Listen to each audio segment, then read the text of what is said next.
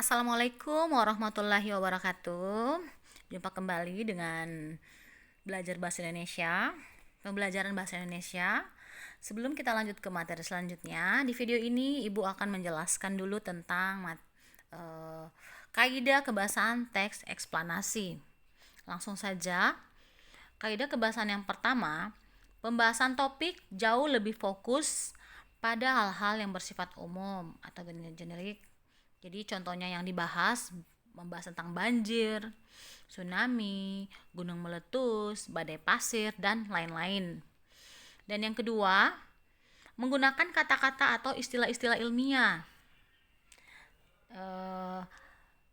Jadi karena teks eksplanasi itu adalah teks yang memang di dalamnya ada hal yang harus dijelaskan secara ilmiah, maka di dalamnya ada kata-kata ilmiah. Contohnya pada teks eksplanasi yang judulnya Gempa Bumi, kita akan mendengarkan atau membaca di situ yang ada kata skala Richter. Nah, itu contoh katanya. Atau pada contoh teks eksplanasi yang judulnya demonstrasi massa. Di situ juga kita akan menemukan kata-kata contohnya eksistensi, reformasi, dan sebagainya. Jadi itu semua merupakan kata-kata ilmiah. Lanjut, kaidah kebahasaan yang ketiga, menggunakan kalimat pasif. Nah, jadi biasanya pada kalimat pasif itu dia menggunakan imbuhan kata kerja di ke antar. Di sini ada contoh kalimatnya.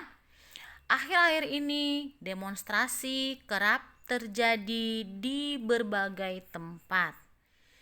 Jadi imbuhan yang Ibu garis bawahi itu yang Ibu tebalkan adalah imbuhan di.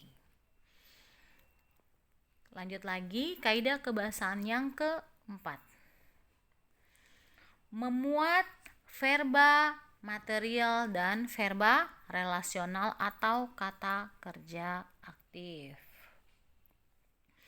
Jadi anak-anak, apa itu verba material? Jadi verba material itu adalah kata kerja yang melakukan tindakan fisik. Contohnya membersihkan, memprotes, menghantam, menulis, dan lain-lain. Sedangkan verba relasional dia merupakan kata kerja yang berperan sebagai penghubung di dalam kalimat. Kata kerja yang berperan sebagai penghubung di dalam kalimat. Ibu ulangi lagi ya. Di sini ada contoh kalimatnya. Fatir merupakan siswa terpandai di kelasnya. Jadi Fatir subjek, kata kerja penghubungnya merupakan yang menghubungkan dengan kalimat pelengkapnya siswa terpandai di kelasnya. Oke, semoga kalian sudah mengerti. Kita lanjut ke kaidah kebahasaan yang kelima. Ini adalah kaidah kebahasaan yang terakhir. Ini agak panjang ya. Menggunakan konjungsi kausalitas. Jadi menggunakan konjungsi kausalitas dan konjungsi kronologis atau hubungan waktu. Jadi anak-anak, konjungsi kausalitas itu merupakan konjungsi sebab akibat. Sedangkan contohnya di sini ya, konjungsi contoh katanya ya, contoh kata konjungsi kausalitas. Karena, sebab, oleh sebab itu, oleh karena itu, sehingga. Contoh kalimatnya. Sampah-sampah yang menyumbat aliran sungai menyebabkan banjir. Nah, jadi itu yang Ibu maksud, yang Ibu garis menyebabkan itu dia maksud konjungsi sebab akibat. Berikutnya lagi contoh konjungsi kronologis. Kemudian ini contoh katanya ya. Kemudian, lalu, setelah itu, pada akhirnya. Nah, jadi contoh kalimatnya yang menyatakan kronologis di sini, getaran bumi sangat kuat dan merambat ke segala arah. Lalu, dapat menghancurkan bangunan dan menimbulkan korban jiwa. Jadi yang Ibu garis bawahi dan tebalkan itu lalu itu dia merupakan contoh kata konjungsi kronologis ya. Dan yang berikutnya contoh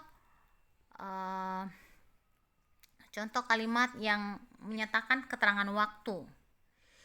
Mereka akan mengadakan perlombaan sepak bola 2 minggu lagi. Jadi kata 2 minggu lagi itu dia menjelaskan tentang konjungsi yang menyatakan hubungan waktu. Bukan konjungsi ya, yang menjelaskan tentang hubungan waktu. 2 minggu lagi dia menyatakan tentang waktu.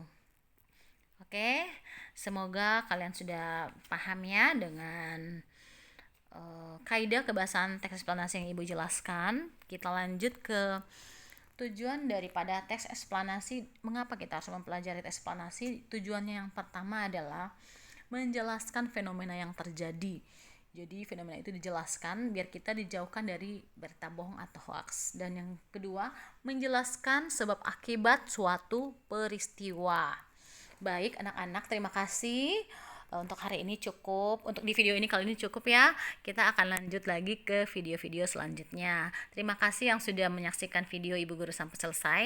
Wassalamualaikum warahmatullahi wabarakatuh.